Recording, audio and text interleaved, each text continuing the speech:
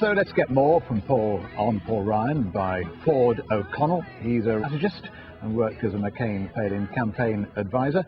What did you make of the speech?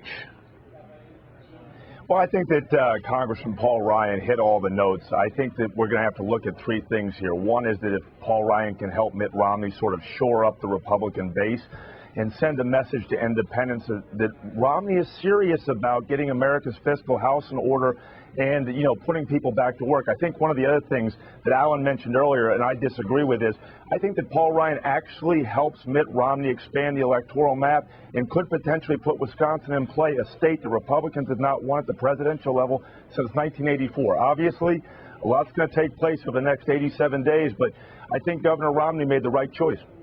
And how many more voters will he bring in for the Republicans? Well, he has to shore up the base first. The question is you've got to win a majority of independents, and you also have to do better with one key group, which is white working-class voters, who in 2008 went for President Obama at a 40% clip, which was actually a record for Democrats and the highest since 1976. So Paul Ryan's got to help shore up the base, help them reach out to independents to get that majority, and help sway back white working-class voters who are right now the most frustrated group in the electorate. And Paul Ryan, 42, very young, only known in Wisconsin, really, author of the Ryan Plan, this radical proposal to cut $6 trillion from government spending. Will that kind of plan, do you think, frighten those in the party who may think his plans are too extreme to sell to the public during an election?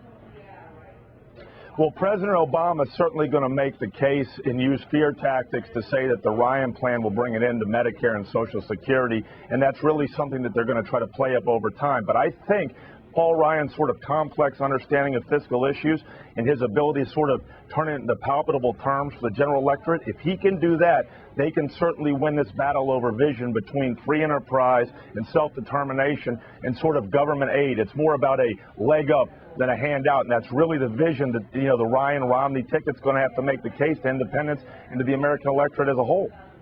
And what do you think about him sort of in terms of charisma and in terms of appearance? Because how you appear on television is so important for American voters. So how did he perform?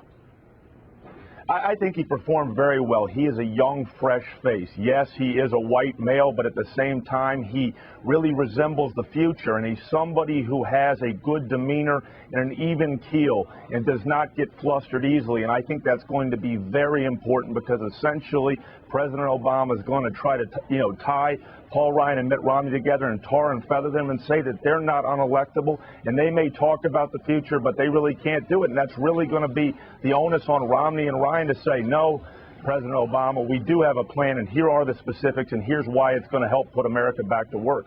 And will he add some firepower on those key election issues, jobs, the economy, budget deficit? Well, I think he will because of the fact that he has, on the Republican side, one of the best understanding of fiscal issues, and he can really go from sort of platitudes down to specifics and say, here's why this will work. And that's what I expect to see over the next 87 days, is to see the Ryan-Romney ticket go from sort of macroeconomics to microeconomics and make it stick with the American voter in palpable terms that they can understand. Lovely. Thank you very much indeed for that analysis.